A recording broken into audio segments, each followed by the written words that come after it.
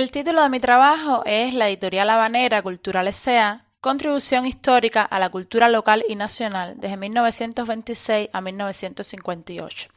Aproximarse al movimiento editorial de la primera mitad de la pasada centuria siempre resulta gratificante, pues lejos de ser nulo y estéril, ofreció obras cumbres de diversa índole y estética y creció respecto a etapas precedentes. A pesar del complejo e inestable escenario político-económico de la isla en la neocolonia, existe un significativo volumen de obra impresa que deviene vehículo de difusión cultural.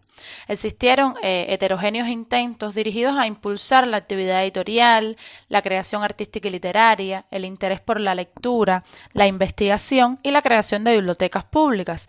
Varios esfuerzos instaurarían la necesidad del libro en la sociedad y algunos acometerían las tareas omitidas o postergadas por el Estado.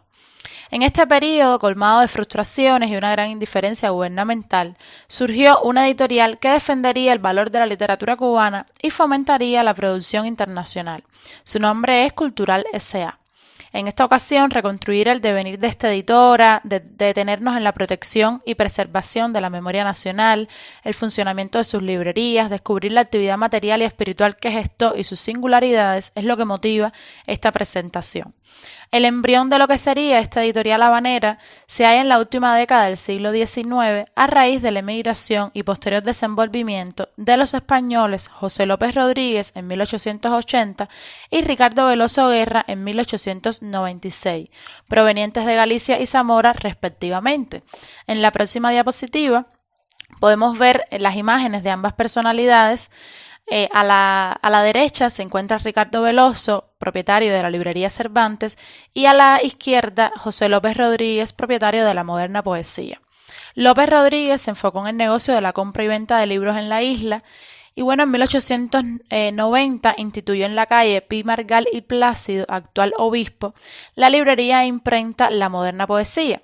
En la próxima diapositiva podemos ver algunos anuncios de la librería y a 5 años de creada se le adjudicaba el título de mayor vendedora en toda La Habana y a López Rodríguez, conocido popularmente como Pote, se calificaba como el champion de los libreros. El otro eslabón principal de lo que sería un fructífero consorcio lo encarna Ricardo Veloso. En la próxima diapositiva podemos ver la imagen de Veloso, un zamorano quien hizo del país de recepción su otra patria y en 1910 fundó la librería Cervantes. En 1925 fundó también una revista con el mismo calificativo que podemos ver en pantalla. La librería en particular estaba situada en la avenida de Italia y Neptuno, actual Galiano, y en poco tiempo se convirtió en uno de los principales establecimientos de libros. Allí se publicaron numerosas obras, se elaboraron catálogos y boletines bibliográficos, se creó el Premio Anual Cervantes en pos de impulsar la literatura y al escritor de la mejor novela publicada. En 1921, tras el suicidio de José López Rodríguez, su hijo José Antonio López Serrano quedó al frente del negocio familiar. En 1926, López Serrano decidió fusionar su librería con la de Ricardo Veloso y fue así como surgió en diciembre de 1926 Cultural S.A. Como ven en la próxima diapositiva, tenemos imágenes de la Moderna Poesía en sus inicios. A la izquierda vemos la primera edificación de la Moderna Poesía a finales del siglo XIX y a la derecha vemos la edificación que permaneció hasta aproximadamente la década del 30. Este espacio que poseía la librería La Moderna Poesía pues se convirtió además en el domicilio comercial de la editorial habanera Cultural S.A. En 1936 se levantó el moderno edificio Art Deco, La Moderna Poesía, que lo podemos ver en la próxima imagen. Podemos ver la fachada de La Moderna Poesía, un moderno edificio que aún perdura a la entrada de una de las más concurridas arterias del centro histórico de La Habana. La empresa editora y librera continúa siendo propietaria de la librería Cervantes también, la cual mantendría sus funciones iniciales y acogería en su segunda planta una parte de los almacenes de libros de Cultural S.A. José López Serrano se convierte en el presidente de la entidad y Ricardo Veloso en vicepresidente y director. Es necesario señalar que el rol fundamental lo jugó Veloso, quien motivó siempre el estudio, ayudó a mejorar la política editorial y lideró campañas en defensa del libro cubano. En la próxima diapositiva podemos visualizar un extracto de la revista Cervantes del número específico cuando se fundó la editorial en diciembre de 1926. Como diría nuestro José Martí, un libro nuevo es siempre un motivo de alegría, una verdad que nos sale al paso. Cultural S.A. se encargaba fundamentalmente de la edición y publicación de textos. También brindaba servicios de librería, así como vendía artículos de escritorio y equipamiento para las oficinas, como podemos ver en los anuncios de la siguiente diapositiva. Y vemos uno de los rótulos de librería, papelería e imprenta. Varios estudiosos han manifestado que desde el punto de vista temático, Cultural S.A. se dedicó a libros de texto o de consulta para la enseñanza. Destacados exponentes de las ciencias pedagógicas, como por ejemplo Alfredo Aguayo, fueron editados en más de una ocasión. Y los textos escolares constituyeron una excelente apuesta para varias empresas editoriales como Cultural, P. Fernández, Zenit, entre otras. Si bien los textos escolares tuvieron una gran presencia en esta editorial, no era una temática exclusiva, ni sus proyecciones se orientaban solamente a este sector. El interés por expandirse y promover otras temáticas también fue una proyección vital. La pluralidad de enfoques y ediciones abarcaban ejemplares literarios, científicos, sobre el Poder Judicial, de cultura general, entre otros. Cultural S.A. imprimió cientos de libros y en esta editora vieron la luz obras de Carlos Lobeira, Ramón de Palma, Raúl Roa, Domingo del Monte, Jorge Mañach, Pablo Latorriente Brau, entre muchos otros. En las ciencias sociales, por ejemplo, se destacaron Ramiro Guerra, Emilio Roy, Fernando Ortiz, y la Habanera Casa Editora dejó espacio también para estudios de la economía cubana, publicó obras de autores póstumos de gran relevancia para Cuba.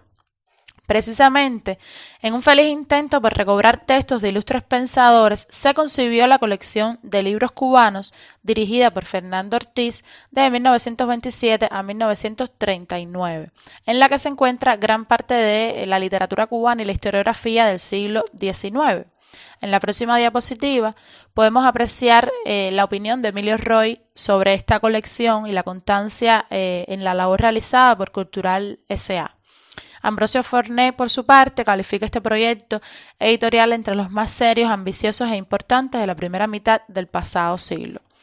Esta colección de libros cubanos abarcaba la poesía, novela, el teatro, cuento, oratoria, las narraciones de viaje, la historia, la filosofía, la política, la sociología, la lingüística, etc.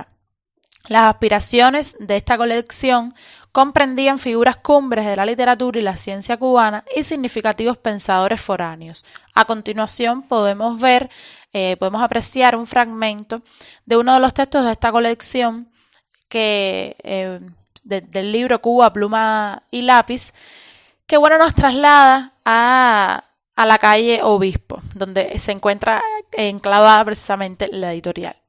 Muchas de las introducciones bibliográficas de esta colección fueron realizadas por el propio Ortiz y el contenido de las obras y la buena calidad técnica en la impresión hicieron que alcanzaran disímiles elogios nacionales e internacionales. Se debe decir que Cultural S.A. tuvo también una activa participación en las ferias del libro de la capital y llevó la literatura nacional y universal a lugares remotos de la isla. Por ejemplo, expuso libros escolares en Santiago de Cuba y en Cienfuegos, y fuera de las fronteras nacionales también estuvo presente al ser invitada a la nación azteca. La actitud ante la creación de bibliografías sobre la producción cubana también fue encomiable en Cultural S.A.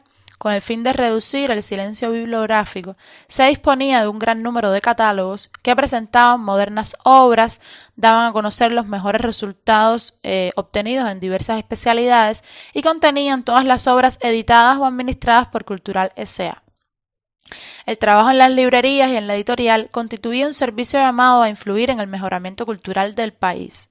Desde 1937, por ejemplo, la dirección de la editorial anunció conceder especial atención a la sección pedagogía y en las librerías se guiaba a quien se interesara por un dato bibliográfico, una información crítica o una consulta en el orden pedagógico.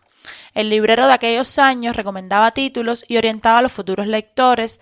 La editorial, a través de sus espacios, se convirtió en un centro de promoción del libro y en alguna medida suplía la imperiosa necesidad de contar con una eficaz biblioteca pública. Actitudes positivas como esta se necesitaban para enfrentar los problemas del libro en Cuba a expensas del propio desarraigo estatal.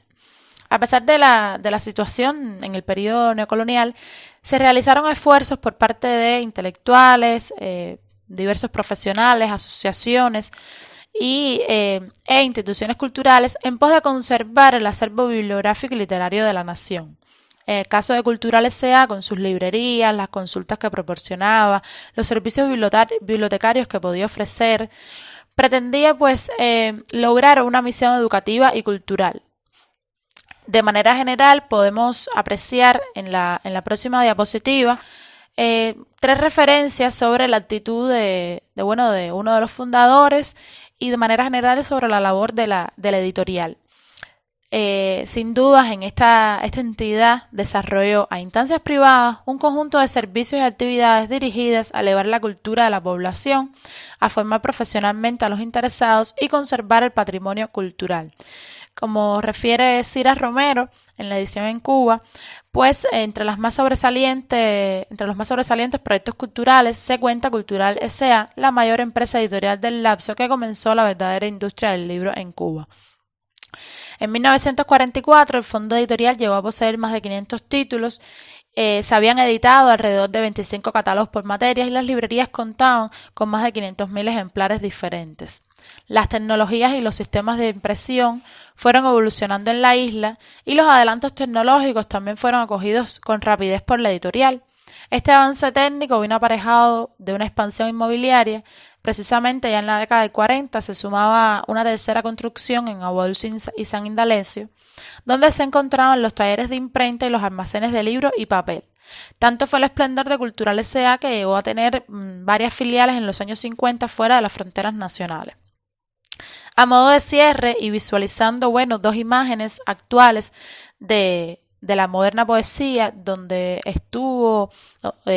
era el domicilio comercial de la editorial Cultural S.A., me gustaría afirmar que en Cultural S.A. se efectuaron un conjunto de actividades creativas y productivas que contribuyeron al desarrollo cultural y social de La Habana y de la nación en el periodo neocolonial. Esta editorial habanera publicó, promovió y comercializó libros académicos de alto impacto para la difusión de los nuevos conocimientos, que incluso fueron utilizados para la formación de los profesionales luego del triunfo de la Revolución. Las publicaciones de esta editora, agrupadas en la colección de libros cubanos dirigida por Ortiz y en más de 200 títulos nacionales, ilustran una intención de hacer más accesible socialmente el patrimonio histórico, literario y artístico del país. El amplio diapasón temático de la elaboración de textos escolares, su afán por reducir el silencio bibliográfico, el funcionamiento como editorial, librería y en buena medida biblioteca, así como las innumerables ediciones de libros extranjeros, junto a la difusión de las revistas Cervantes y otros impresos, significaron valiosos intentos que creo deben apreciarse en su justa repercusión. En Cuba hubo un legado cultural viviente en las plurales páginas que se imprimieron, incluso con numerosas crisis económicas y políticas, la falta de respaldo oficial, el reducido número de lectores y en ocasiones en función de intereses personales. A pesar de las penalidades que experimentó el libro cubano y todos los sectores que lo rodeaban, el esfuerzo colectivo legó un extraordinario volumen de obra impresa que ilustra el rico, complejo panorama cultural del periodo republicano.